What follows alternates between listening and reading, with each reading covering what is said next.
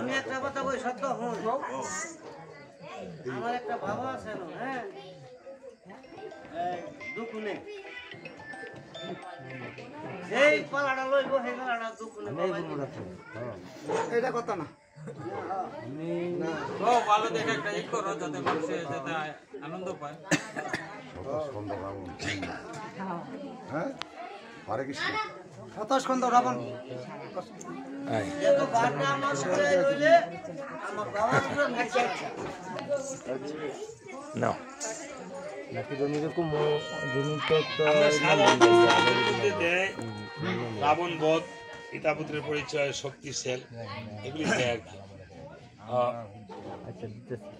পালার আপনার রাবণ বধ পালা রামায়ণও দেয় আবার ইয়েতেও দেয় আর শ্রাদ্ধেও দেয় পূজাতে দেয় দুর্গা পূজায় কালী পূজায় শতস্কন্ধ দেয় এক এক এলাকা এক এক শ্মশানে হরিশ্চন্দ্র গাই যেমন বারুদি শ্মশানে কীর্তন আছে আগামী বৃহস্পতিবারে গোপালদি আশ্রমে আমার রামায়ণ আছে গোপালদি আশ্রমে তো আপনারা যান তাই না ওই তো মাছ সেবা করাই বিষ্ণন্দী গোপালদি আশ্রম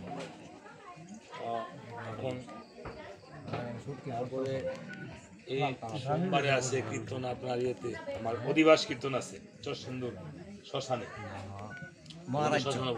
মহারাজ্য হ্যাঁ মহারাজ্য হ্যাঁ এখন পালা কি শতস্কন্ধ রাবণ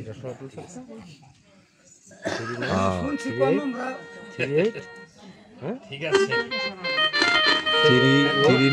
ঠিক আছে হ্যাঁ এটা আমার বাবাই কইছে কইছে আপনার বাবা হয় হাওলাত মনে হয় হাওলাত হোক আর যাই হোক বাবা তো ভগবান শ্রীকৃষ্ণরে কিন্তু যশোদানন্দন কয় দৈবকীর নন্দন কয় না কয় জন্ম নিছে এক বেড়ির ঘর তাই না কি মা খালি উদরে জন্ম নিলে ওই বাবা হয় না মা হয় না তাই না হ্যাঁ তো এই যে আমি কিন্তু আপনাদেরকে মা ডাকতেছি আপনারা কিন্তু অনেক ভাগ্যবতী আপনাদেরকে বাবা ডাকতেছি কেন আমার বয়সটা 54 বছর 54 বছরের একটা ছেলে পাইয়ে গেছেন আপনারা কোনো ধরুন লাগলো না লাগলো না আগুনটা সেবন লাগলো না কিছুই করা লাগলো না তাই না হ্যাঁ এই জগতে দেখা লাগলো না গরম খাওয়া লাগলো না এটা কি ভাগ্যবতী না হ্যাঁ নিজেকে ভাগ্যবান মনে করবেন যে আসলে আমি কোনো কিছু নেই ঠিক আছে শতস্কন্ধ রাবণ বধ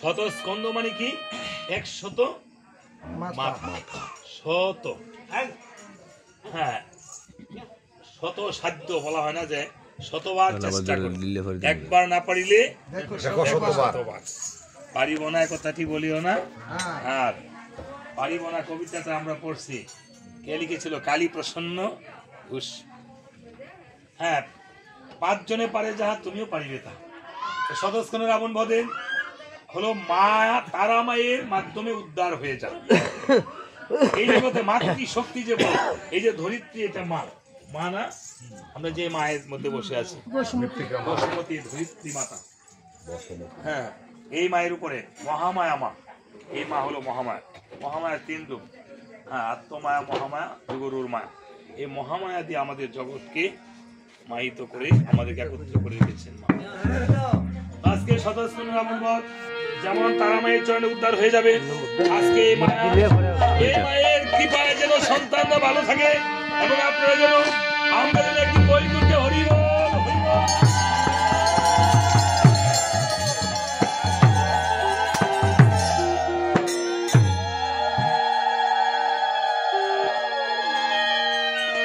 আসুন আমরা ভগবান রামচন্দ্রের কাছে আজকে এই মালতী রানী দাসকে যেন সত্যিকারের চরণের দাস হিসেবে ঠাঁই দেয় আমরা ভগবানের কাছে প্রার্থনা করি এবং আমরা যেদিন চলে যাব সেদিন যেন ভগবান রামচন্দ্র আমাদেরকে শ্রীচরণে দাস হিসাবে ঠাঁই দেয় সবাই দুপুরা চোখের জল ফেলে আজকে মালতী রানীর জন্য আমাদের আর কিছুই চাওয়ার নেই, যেন আমরা এইটুকুই চাই।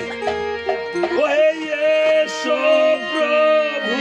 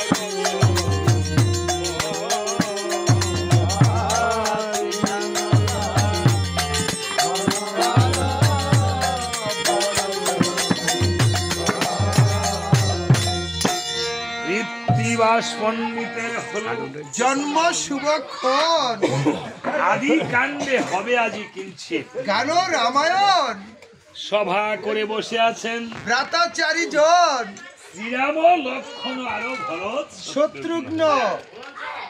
শ্রী ভক্তগণ এবং আমার ভক্তিমতী মায়েরা, ঘরে একটু কথা কম বলবেন। বড়তে কথা হয় না। হ্যাঁ, বাচ্চাগুলিকে একটু যার যার বাচ্চাগুলিকে থামাবেন। বারান টারান দেওয়া হয়েছে তো না? দিতে যাবে না? আচ্ছা, বারান দিয়ে এসে ওনার মেয়েরা ছেলে বউ মেয়ে আছে তো না? মেয়েরা মেয়ের জামাইরা ছেলে ছেলের বউ নাতি নাতিন যারা ছিল তাদেরকে সবাইকে বলবেন আসলে এসে বসতে এবং ছেলেরা এসে আসলে প্রণাম করতে। পুত্রবধূরা হলো এই জন্মে এসে পুত্রবধূ হয়েছে, পূর্ব জন্মে ছিল ওনার কন্যা। জামাতারা ছিল পূর্ব জন্মে ওনার পুত্র, এই জন্মে জামাতা হয়েছে। ওরা এসে আসলে ভক্তি করবে। ছোট বউরা বড় বউকে প্রণাম করবে, ছোট ভাই বড় ভাইকে প্রণাম করবে। হ্যাঁ, একটা করে দেন। প্রণাম কিন্তু আমাদের সমাজ থেকে আস্তে আস্তে উঠে যাচ্ছে, তাই না বাবা? আস্তে আস্তে উঠে যাচ্ছে। এই আসলে যদি আমরা কেউ কাউকে পদধূলি না নিয়ে প্রণাম না করি, আর কোথায় গিয়ে করবো? বাইরে গিয়ে করতে পারবো? আমি এমন ধর্মে জন্মগ্রহণ করেছি মা, যে এই ধর্মে আজকে এই দেখেন আমার মা বৃন্দা দেবী মহারানী তুলসী, যেই ঘরে দুপে তুলসীর মালা থাকে বাবা, এই পৃথিবীর যে ধর্মই পালন করুক না কেন, আপনাকে চিনে যায় আপনি সনাতন ধর্মের সন্তান। আমরা প্রাণবন্ধুদের সন্তান, রাধা রানীর সন্তান, শ্রীমতী মায়ের তুলসী মায়ের। এর কোন সন্দেহ নাই, তাই না মা? এই যে কত সমস্যা গেল, ভাবছিলাম কোনো কীর্তনে হইতো না, এবার মনে হয় আরো কীর্তন বাড়তেছে নি। হ্যাঁ, আমার এই মহাপ্রভুর এই নাম, এই আমার নিতার এই নাম, এই যে এনেছে, এই যে বলেছে পৃথিবীতে আছে যত নগরাদিগম সর্বত্র প্রচার হবে মোর এই হরিনাম। বাবা, আপনি যেই মতের হন, আজকে শিব মতের কেউ, যারা শক্তি মতের শৈব বলা হয়, যারা কৃষ্ণ মতের বৈষ্ণব বলা হয়, তাই না? যারা দুর্গা মায়ের সেই গৌরীয় মতের যারা বৈষ্ণব বলা হয়, আপনি রামকৃষ্ণ মতের হন, অনুকূল ঠাকুরের মতে হন, কালাচান মতের হন, যে মতেই হন, যেদিন আমাদেরকে নিয়ে যায় শ্মশানে, সেদিন কি বলে? একমাত্র কি বলে মা?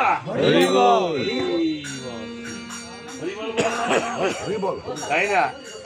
যেই মতেরই আপনার হয় না কেন, যেই নামই নিয়েছি না কেন, এই হরিনাম ছাড়া আর কোনো গতি নাই এই নাম ছিল। তাই এই জগতে আমরা কখনো যেন পিছপা না হই। এই সনাতন ধর্ম আছে, হ্যাঁ পূর্বে ছিল, এখনো আছে, পরেও থাকবে। সমুদ্র থেকে 2000 কোটি কলসি জল উঠাইলো, সমুদ্রের কোনো শেষ হবে না, ঘাটতি হবে না। ঠিক সনাতন ধর্মটা এমন।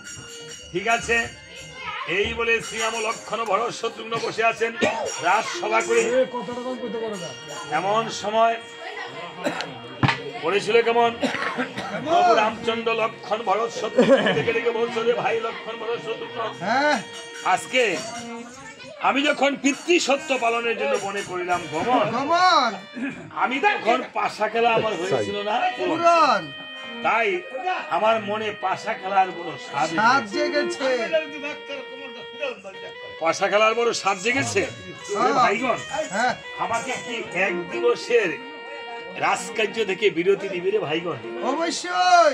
লক্ষণ বলছে, ঠাকুর দাদা আপনি মায়ের সাথে পাশা খেলবেন, এক দিবসের কেন, আপনি 3 দিবসের ছুটি নিয়ে যান, আমরা রাজ্য পরিচালনা করব।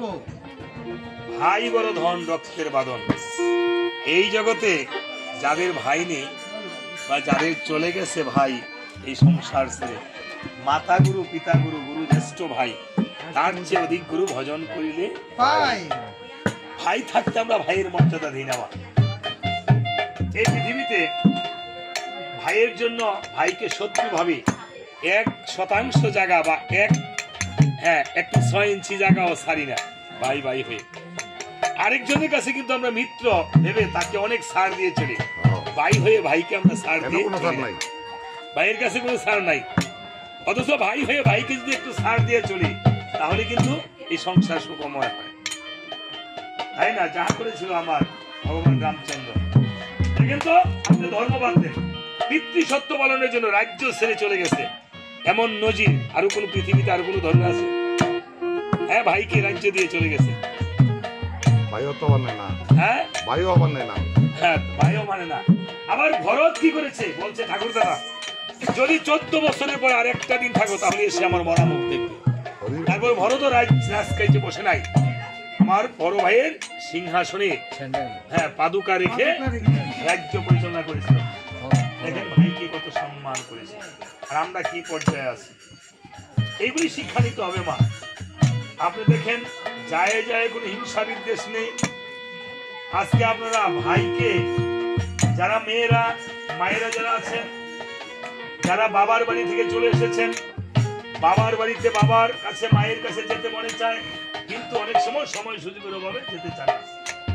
বাবার বাড়িতে যদি বাবা না থাকে মা না থাকে, ভাইটা যদি আপনাকে তত্ত্ব তলাশি না করে, সেই মায়ের একটা দুঃখী মায়ের মতো না। সীতাকে যেমন বনবাসী দিয়েছে, আপনাদেরকে মাদেরকেও এমন বনবাসীর মতো জীবন দিয়েছে, তাই না? সীতা যেমন বনে শঙ্খ সিঁদুর নিয়ে কোন রকম বেঁচে আসিল, এই মায়েরা স্বামীর ঘরে যদি স্বামী সুখ না থাকে, এই সীতা মায়ের মতো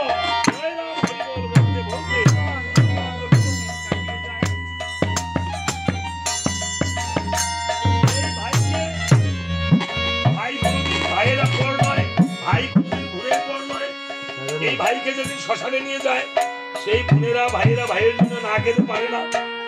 তাই বলছে ঠাকুর দাদা, তুমি যাও, তোমাকে 3 দিবসের বিরতি দেওয়া হলো। এদিকে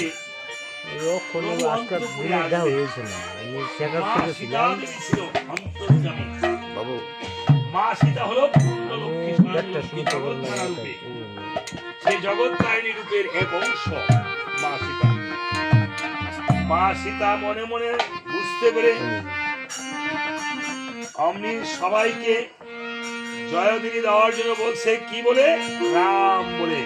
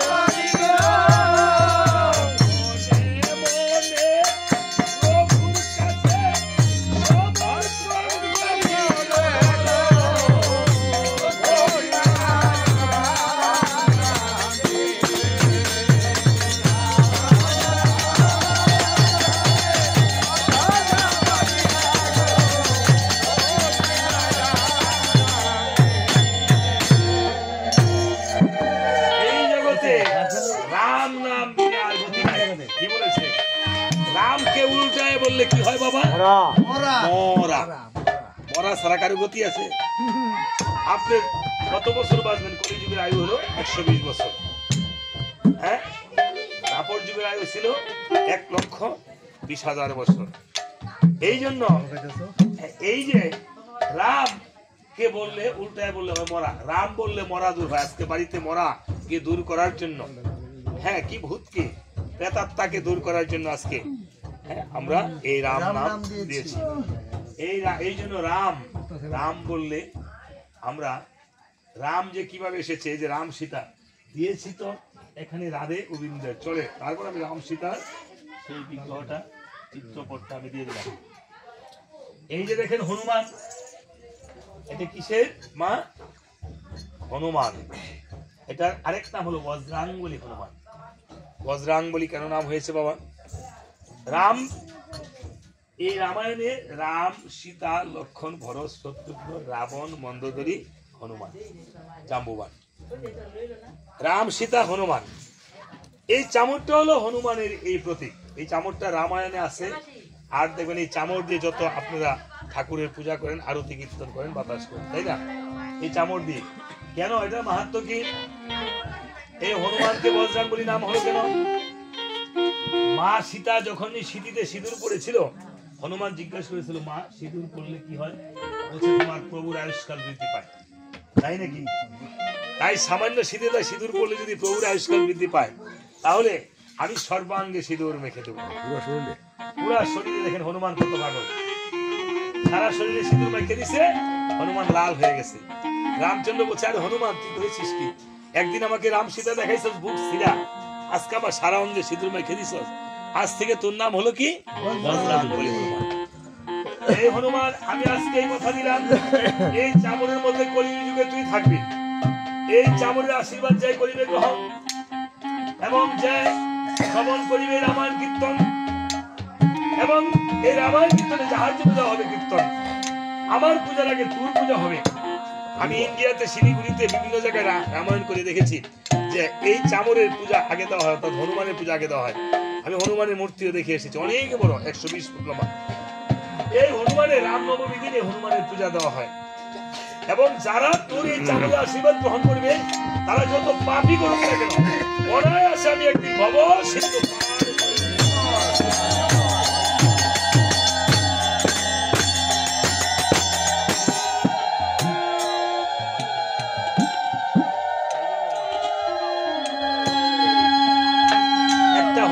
তত্ত্ব বলি মা, এই জন্য এটার নাম বজরাঙ্গলী। আপনারা ঘরে একটা রাম সীতার চিত্রপট রাখবেন, একটা বজরাঙ্গলী চিত্রপট রাখবেন হনুমানের।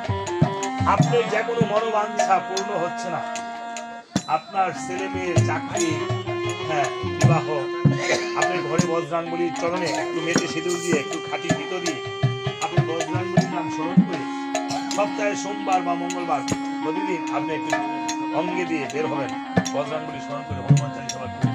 আমরা 3 মাসে মনোবাঞ্ছা পূর্ণ হবে। আমার মুখের কথা না, হনুমান চালিসার কথা। এই জন্য একটু হনুমান তত্ত্ব, রাম তত্ত্ব বললাম। আজকে ভাই সীতা দেবী কাছে যখন প্রভু রামচন্দ্র এসেছে, আবার এই জগতে প্রতি নারীর গতি, প্রতি সারা নারী আপনি শাখা সিঁদুর দিয়েছেন শুধু পতির কারণে। আপনি কোটি কোটি টাকার মালিক, কিন্তু শাখা সিঁদুর পরার মালিক হয় না, যোগ্যতা থাকে না যদি পতি না থাকে। পতি না থাকলে হবে না, যোগ্যতা আছে। আপনি কোটি টাকার স্বর্ণ হীরার অলংকার করতে পারবেন, পতি না থাকলে শাখা সিঁদুর পরার যোগ্যতা নাই। তাই সীতা দেবী আবার করেছিল কেমন? প্রভু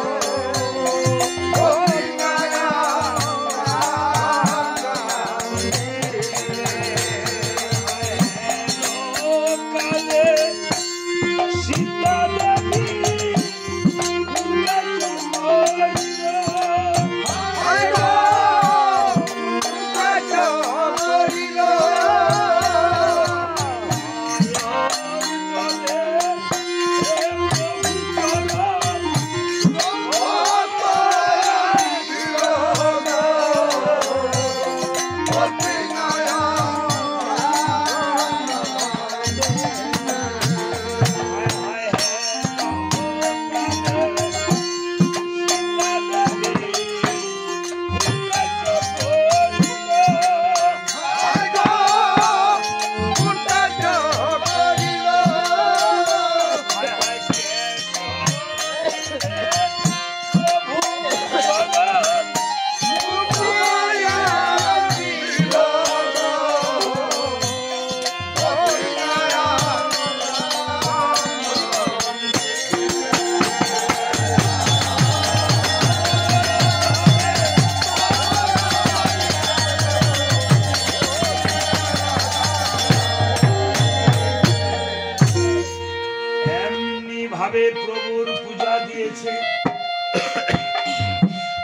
সখীগণ কেমন সখীগণ তুমি আসো, আমি আজ প্রাণ বলে প্রভুর সেবা পূজা দেব।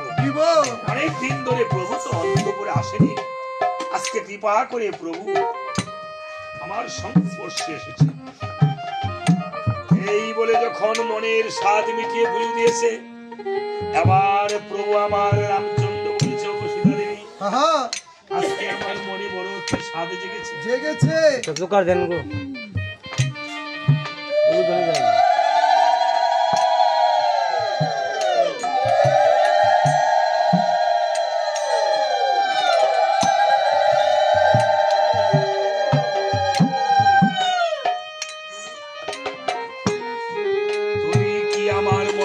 স্বাদ পূর্ণ করবে প্রভু? অবশ্যই আমার মনের স্বাদ কি তুমি পূর্ণ করবে? বলছে প্রভু, আমি হলেন হতভাগী আঙ্গালিনী, এই জগতে মানুষ বলে কারু গর্ভে কন্যা হলে নাম রেখে সীতা, দুঃখে দুঃখে জন্ম যাবে বুকে জ্বলবে চিতা। প্রভু জনক রাজা আপনার হস্তে আমাকে সঁপে দিয়েছে, আজকে আপনার এখানে এসেছি। এসে এই জগতে আমি আপনার আশ্রয় আশ্রিতা প্রভু। এই পৃথিবীতে যত নারী আছে, যেই নারীরা যত দুঃখ কষ্টে থাকুক না কেন, তারা যারা পতিকে ভালোবেসে আত্মিক সুখ অনুভব করে, তারাই প্রভু আপনি নিজে বলেছেন সরাসরি আপনার শ্রীচরণ স্পর্শ পেয়ে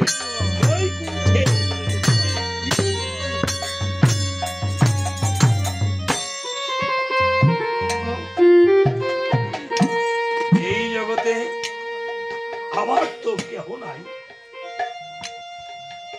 আমার পিতা জনক রাজা বেঁচে আছে কিনা আমি জানি না। আমার মা নাই, বাবাও নাই, আমার প্রাণের ভাইও নাই।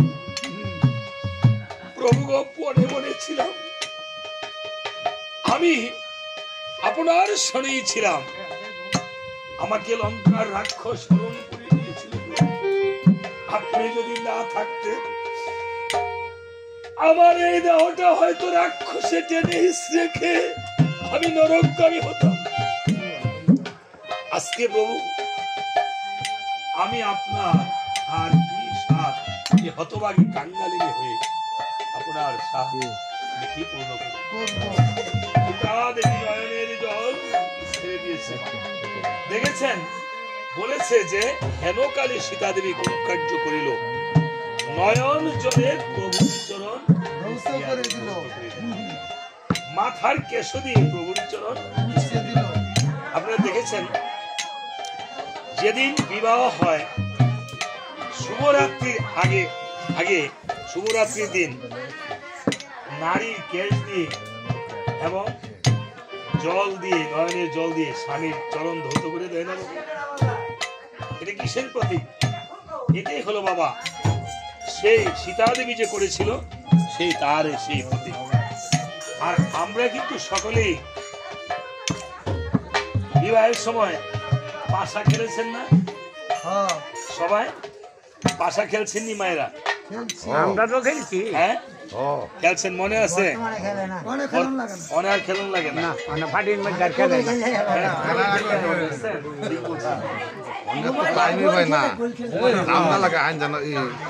পাশা কেন খেলে? হ্যাঁ, এটার কিন্তু মর্যাদা রয়েছে। এই পাশার গুটিটা কিন্তু মায়েরা ঘরের কোণে যত্ন করে রেখে দেয়।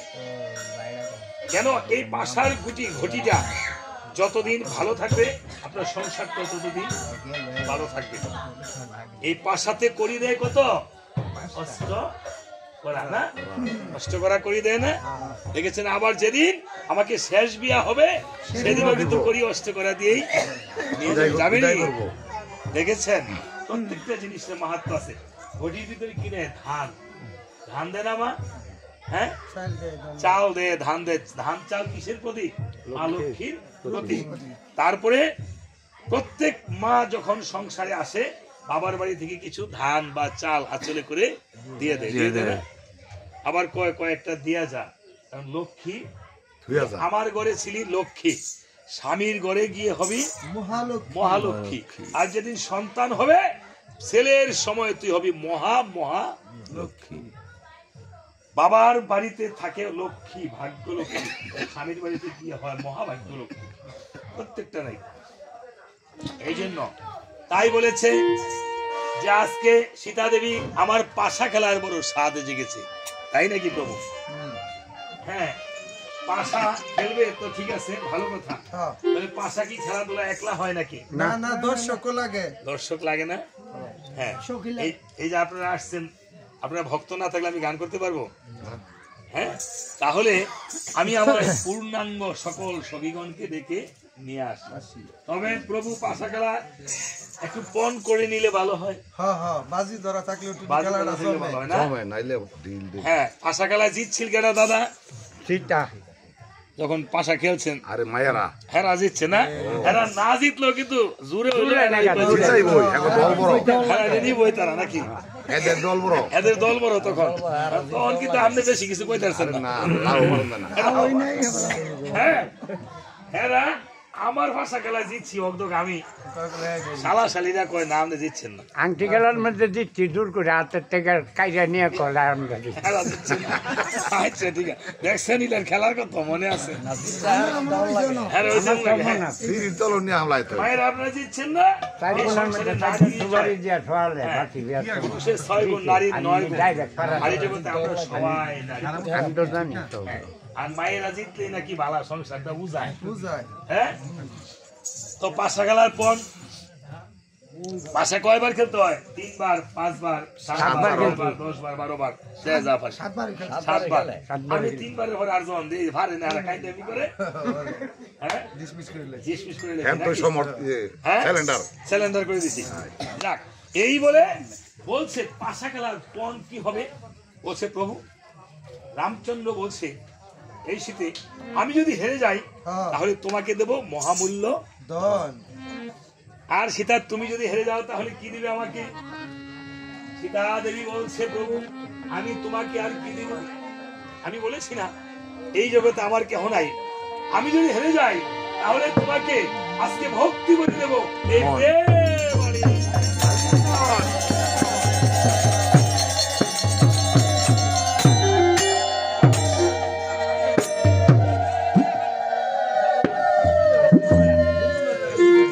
এই ভক্তি বলে সবাই প্রেম আলিঙ্গন দিবে। আজকে যদি আমরা সবাইকে একটু প্রেম আলিঙ্গন দিতে পারি, যেই প্রেমে কোনো কামের ভাব থাকবে না, থাকিতে কামেরই গন্ধ হবে না রে প্রেম সম্বন্ধ উইসার থেকেও বেহুশ হয় না, বলছে না? হ্যাঁ, তাই মা এই জগতে এই পদধ্বনি নিয়ে প্রত্যেকের মনে কিন্তু তিতাব জ্বালা রয়েছে। তিতাব জ্বালায় আমরা দগ্ধ হচ্ছি। মনের মেঘে কালো মেঘ আমাদের প্রত্যেকেরই কাছে আছে। সেই কালো মেঘ দূর করতে হলে বাহিরে মেঘ আসলে আমরা ঘরে যাই, বাহিরে ছাতা ধরি মেঘের থেকে বাঁচার জন্য। কিন্তু আমাদের এই হরিনামের ছাতা হলো দুটি হাত। এই হরিনাম কীর্তনে হরিবাসরে এসে, বাসর মানে ঘর, এই হরিনামের ঘরে যদি আমরা আসি সেই মনের কালো মেঘ আর থাকে না। দেখেছেন, আমরা তো একবার হাত উঠি হরিনাম করি না। এই হনুমান দেখেন সব সময় এই যে একটি হাত উঠিয়ে রেখেছে। হনুমান জিজ্ঞাসা করেছিল মৌমাছিকে, ওরে মৌমাছি তুমি মধু খাও আবার বন বন শব্দ করো কেন? হনুমানের 4 যুগের অমর, সকল প্রাণীদের সাথে কথা বলতে পারতো, মাছের সাথে, গাছের সাথে, প্রাণীর সাথে। মৌমাছি সেদিন, মৌমাছি কিন্তু বিষাক্ত ভুলেও বসে, বিষ সংগ্রহ করে। মৌমাছি বলেছিল ওরে হনুমান তোমাকে তো ভগবান দুটি হাত দিয়েছে, হাত দিয়ে হরিনাম করতে পারো, হাত উঠিয়ে হরিবল বলতে পারো, হরে রাম বলতে পারো, কিন্তু আমাকে দিয়েছে দুটি পাখা। আমি জন্মান্তরে জানি না কবে আমি আমার মানব কুলে গিয়ে জন্ম নিব। দেখেন আমার মাত্র 1 মাসের আয়ুষ্কাল, কথাগুলো বুঝে নিবেন। নবকৃষ্ণ ভট্টাচার্য একটি কবিতা লিখেছিল, মৌমাছি মৌমাছি উঠা যাও নাচি নাচি, তারাও না একবার ভাই। মৌমাছি বলেছিল ওই ফুল ফুটে বনে, যাই মধু আহরণে, দাঁড়াবার সময় তো নাই। আজকে আমাদের এটা একটা হরিনামের ফুলের বাগানে এসেছে, মৌমাছির কিন্তু দাঁড়ানোর সময় নাই। আমরা একজন আরেকজনকে বলতেছি তার বাড়িতে রামায়ণ আছে, যাও তাড়াতাড়ি আসো, ছুটে আসো। মৌমাছিও মধু সংগ্রহের জন্য বলছে, যাচ্ছে। মৌমাছি আবার কি করেছিল? মৌমাছি বলেছিল ওরে হনুমান, তুই তো হরে রাম বলতে পারিস, আমি তো বলতে পারি না। আমি তো বিষাক্ত মধু সংগ্রহ করি। যেমন আমরা সারাক্ষণ সংসারে থেকে সংসারে বিভিন্ন কাজ করে আমরা দান্দাবাজি করি, মিথ্যা জুচ্চুরি চুরিদারি বিভিন্ন মিথ্যা কথা বলি। এই মিথ্যা কথা বলি কিভাবে দূর হয়ে যায় মা জানেন? মৌমাছি বলেছিল বিষাক্ত মধু মৌচাকে ভরে আমি যখন হরে রাম বলে পাখা দিয়ে বাতাস করি, তখন মানুষ মনে করে এটা গুনগুন শব্দ। আসলে এটা গুনগুন শব্দ নয়, এটা হরে রাম হরি বল। আমি যখন এই হরে রাম বলে বাতাস করি, তোমরা যখন হাত উঠিয়ে হরি বল বলো, তখন আমার বিষাক্ত মধুটা সত্যিকারে মধুতে পরিণত হয়ে যায়।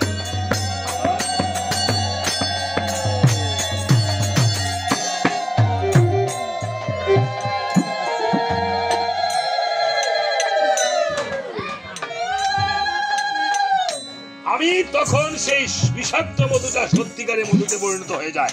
আর এই মধুটা যখন তোমাদের মতো এমন রাম ভক্ত কৃষ্ণ ভক্তরা হরি ভক্তরা সেবা করে, আমার তখন মৌমাছির কুল হরিবল ধন্য হয়ে যায়। হরিবল হরিবল। ঠিক আছে, রাম তত্ত্বে রয়েছে, হনুমান তত্ত্বে এই কথাগুলো মাহাত্ম্য রয়েছে। এই জন্য হরিনাম করিতে হয়।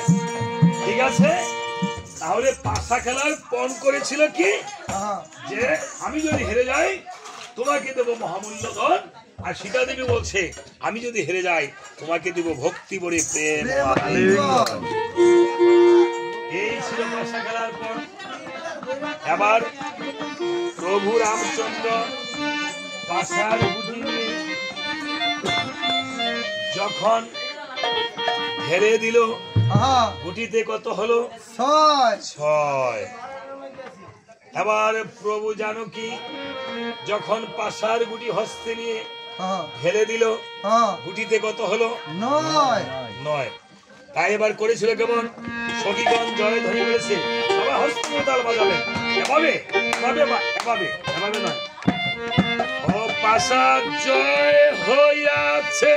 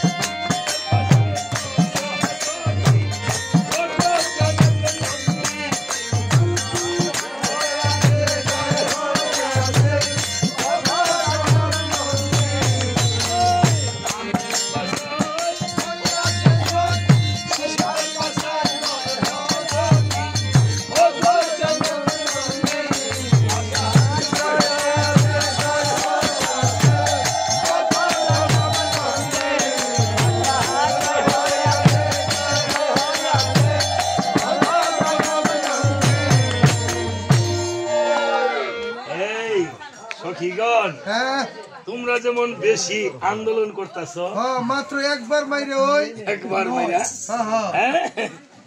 আসলে তোমাদের নারী লোকের ফুর্তি বেশি, অল্পতেই অনেক আসো না? ঠিক আছে, এবার প্রভু রামচন্দ্র আবার করেছিল কেমন?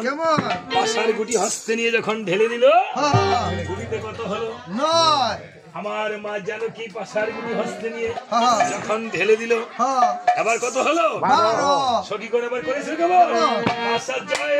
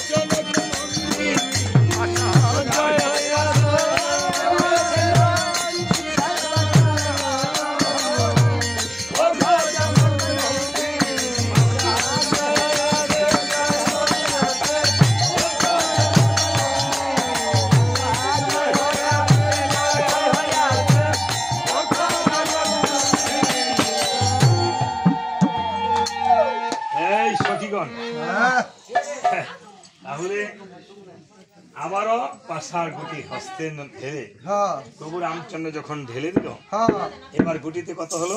12 12। এবার মা জানকী হ্যাঁ প্রভুর নাম স্মরণ করে যখন ঢেলে দিল, হ্যাঁ গুটিতে কত হলো? 18 এবার কত বেশি হলো? 6 বেশি হয়ে গেছে গা। দুইবার বেশি, 3 করে। হয়তো কুত্তি না ছিল দেখেন মায়েরা, ভক্তিমতী মায়েরা শুনেন, প্রথম বেশি হয়েছে 3, পরে বেশি হয়েছে 6। হ্যাঁ, আবার গুটি হস্তে নিয়ে ঢেলে দিছে, পরে হয়েছে 9। আবার পাশার গুটি হস্তে নিয়ে মা জানকী ঢেলে দিছে, পরে হয়েছে 12 বেশি। দেখেছেন কয়বার মারছে? 3 বার আরে প্রথম 3 বেশি হয়েছে, হ্যাঁ পরে 6, 6 পরে আবার 9, পরে হয়েছে 12, 4 বার। এবার প্রথম 3, এখানে তত্ত্ব আছে, প্রথম 3 বেশি হয়েছে কিভাবে? শত, রজ, তম। আমরা 3 গুণের অধিকারী, তাই না বাবা? হ্যাঁ, এই যে 3 নাথের মেলা দেন, 3টি সলতা সাজান না, 3টা কলকি সাজান না বাবা? বহিরঙ্গে আয়োজন, অন্তরঙ্গে প্রয়োজন, 2টি না হলে মিলন হয় পূজা অকারণ। অকারণ সনাতন ধর্মে বহিরঙ্গ আর অন্তরঙ্গ এক নয়। হ্যাঁ, বহিরঙ্গে দিছেন সিদ্ধি, অন্তরঙ্গ হলো মনের সিদ্ধি। 3টা সলতা মানে শত, রজ, তম গুণের প্রতীক। হ্যাঁ, শত রজ তম দিয়া 3টি সলতা সাজাইয়া ভাবের গোট বসাইয়া প্রেম জলে করো পূজন, পুজোরে ভাই সযতনে পাগলা ভোলানাথের নিরুচন। এবার পরে যে বেশি হয়েছে 6, পরের 6 কি? আমাদের স্বররিপু। সাধু জায়গা করে দাও না, রাস্তাটা ক্লিয়ার করে, রাস্তাটা একটু ক্লিয়ার করে দিব। ভক্তি করেন ঠাকুরের কাছে, সাষ্টাঙ্গে ভক্তি করেন, ভক্তি করে ছোট ভাই বড় ভাইকে প্রণাম করেন, ছোট যা বড় যাকে প্রণাম করেন, ছোট বোনেরা বড় বোনকে প্রণাম করেন, আপনাদের বড় কাকা জ্যাঠা বড় ভাই যারা আছে আসলে সবাইকে প্রণাম করেন। মা বাবার জন্য ঠাকুরের কাছে প্রণাম করেন, সবার কাছে দাও, সবার কাছে দাও, আস্তে আস্তে যাও। ঠাকুরের কাছে বলেন যে হে গোবিন্দ হরিনারায়ণ, আমি তো আমার এই দিকটা দাও, যে ময়নার ভাইয়ের দিকে, এই দিকতে ভক্তি করে এই দিকটাই হোক। করতে পারি নাই, আমার বাবা মাকে তোমার শ্রীচরণে ঠাই দিও। সন্তানের প্রার্থনা ভগবান পূর্ণ করেন। সন্তান যত কোলাঙ্গারি হোক, ভগবান কিন্তু সন্তান, মা বাবার কাছে কোনোদিন সন্তান ছোট হয় না, কোলাঙ্গার হয় না। যেই সন্তানটা কথা শুনে না, সেই সন্তানটার জন্য আরো বেশি মা বাবার চিন্তা থাকে, কাঁদে, বেশি মায়া লাগে না? যেটা ভালো আছে সেটা তো ভালো আছেই, কাজে সন্তানের প্রার্থনা ভগবান পূর্ণ করেন বেশি।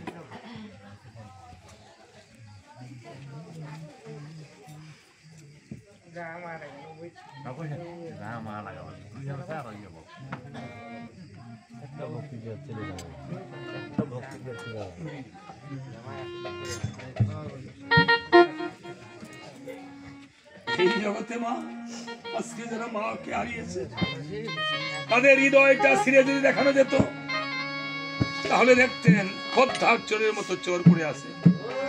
কিছুদিন আগে বাবাকে হারাইছে, আজকে মাকেও হারাইছে। এই জগতে মায়েরা তাদের মতো মা বাবাকে যারা হারাইছেন, তারা বুঝতে পারতেছেন কত বড় ধনকে হারাইছেন। এই পৃথিবীতে আপনি রাত্র 12টা 1টার সময় যদি আসেন ঘরে, দেখবেন ঘরে 2টা মানুষ ঘুমায় নাই, একটা হলো মা আর একটা হলো বাবা। মায়ের তুলনা মাই হয়, বাবার তুলনা বাবাই হয়। এই জগতে চিরা বলো মুড়ি বলো ভাতের সমান না, আর কাকিমা বলো জেঠি বলো মায়ের সমান। এই জগতে এই দূর দেশে এই দাদা প্রায় 32 বছর শুনেছি থেকেছে বিদেশে, মা বাবা কিছু। আজকে তাদের জন্য আপনারা এতটুকু একটু প্রার্থনা করবেন। আপনারা ছাড়া তাদের মা বাবা তো নাই, আপনারই তাদের মা বাবা। এই পরিবারের পরিবারটা আপনাদের উপর আমি সঁপে দিয়ে গেলাম, তাদের পরিবারের হয়ে এমনি ভাবে সকলেরই মা বাবা চলে যাবে। বট গাছের নিচে গেলে যত গরমই হোক দেখবেন কিছু না কিছু ছায়া পাওয়া যায়, ঠান্ডা পাওয়া যায়। ঠিক মা বাবার কাছে আসলে কিছু না কিছু শীতল হয় শরীরটা। আপনি দেখবেন আপনি যতই ভালো থাকুন, সুস্থ থাকুন, মা আপনাকে দেখে বুঝতে পারবে, বলবে বাবারে তোর মুখটা শুকিয়ে গেছে রে বাবা, তুই কেন এত শুকিয়ে গিয়েছিস বাবারে। যারা মাকে আজকে হারাইছেন, বাবাকে হারাইছেন, এক মিনিট একটা জিনিস বলবো, আপনার ভজন মঙ্গল গ্রন্থ পড়ে দেখবেন ডক্টর মহানামব্রত ব্রহ্মচারী আমার গুরুদেব, স্বপ্নদ্রষ্টা গুরু, উনি লিখেছেন যেই সন্তানকে মা বাবা ছোট ছোট পাখির মতো মেখে মেখে খাওয়াইতো প্রসাদের মতো, আমরা বড় হইয়া কিন্তু সেই মা বাবাকে একটু মুখে তুলে খাওয়াই না।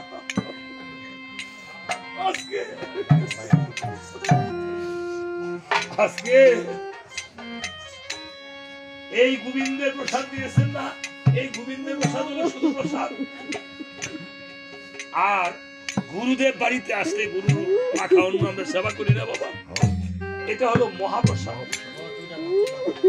আর মা বাবা সেবা করতে বসছে, মা বাবার হাতের মাখা অন্ন যদি কোনো সন্তান ভক্তি করে প্রসাদ হিসেবে খায়, সেটা হয় সন্তানের জন্য মহাপ্রসাদ। এবার দেখেন আমরা বড় হইয়া কে কয়দিন মা বাবার মাখা ভাত খাইছি। আজকে যাদের মা বাবা চলে গেছে তারা টাকা দিয়ে কীর্তনে গিয়ে টাকা দিয়ে কৃষ্ণের প্রসাদ খেতে পারবে, কীর্তনের প্রসাদ নিতে পারবে। বাড়িতে গুরুদেব আসলে, আরেক বাড়িতে গুরুদেব আসলে গুরুদেবের মাখা নিতে পারবে, কিন্তু এই মা বাবার মাখা অন্ন আর তারা নিতে পারবে না।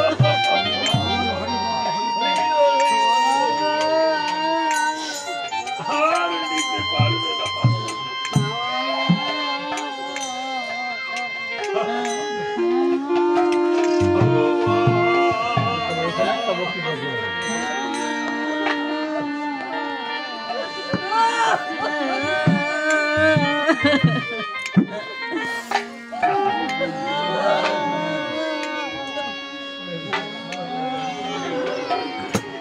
ভোতারা মা বলে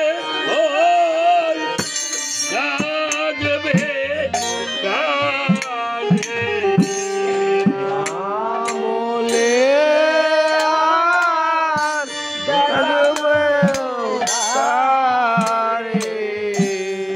বাবু বলে জাগবে কালে, বলে রাখবো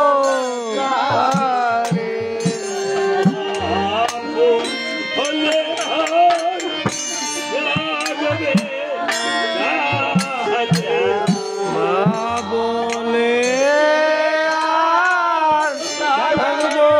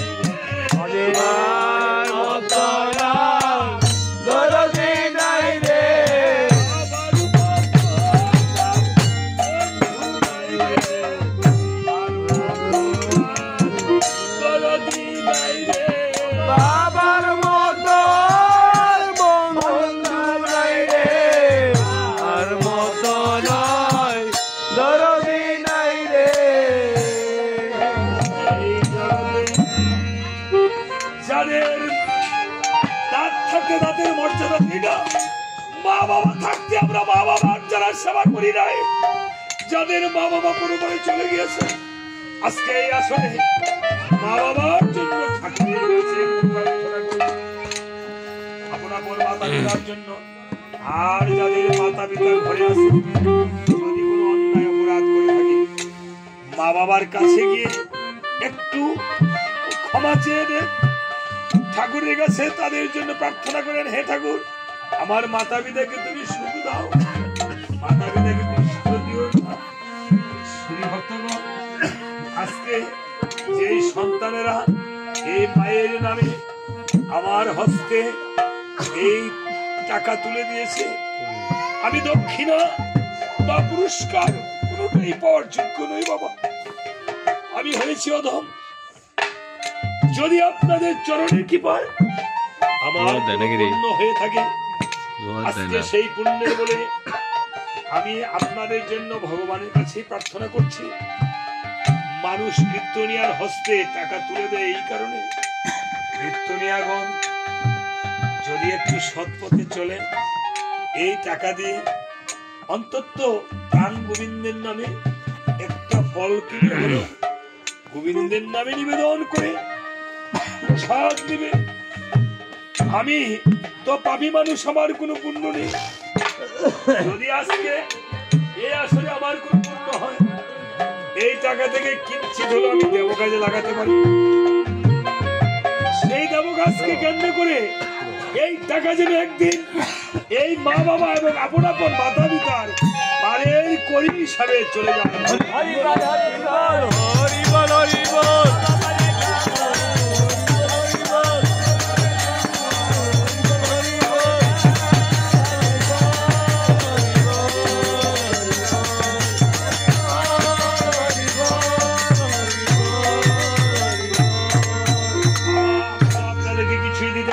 আমি মায়ের আরেকটি গান গিয়ে আবার পালাতে চলে যাব বলে ভুলে দুঃখ দিস না রে কেউ মায়ের অন্তরে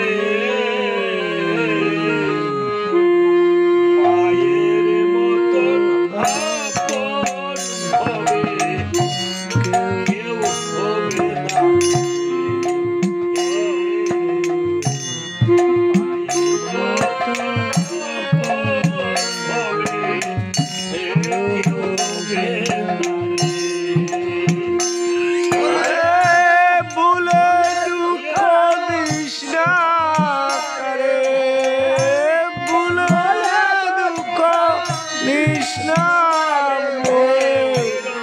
মায়ের অন্তরে মায়ের মতো আপন কেউ হবে না। মায়ের মতো কেউ সারে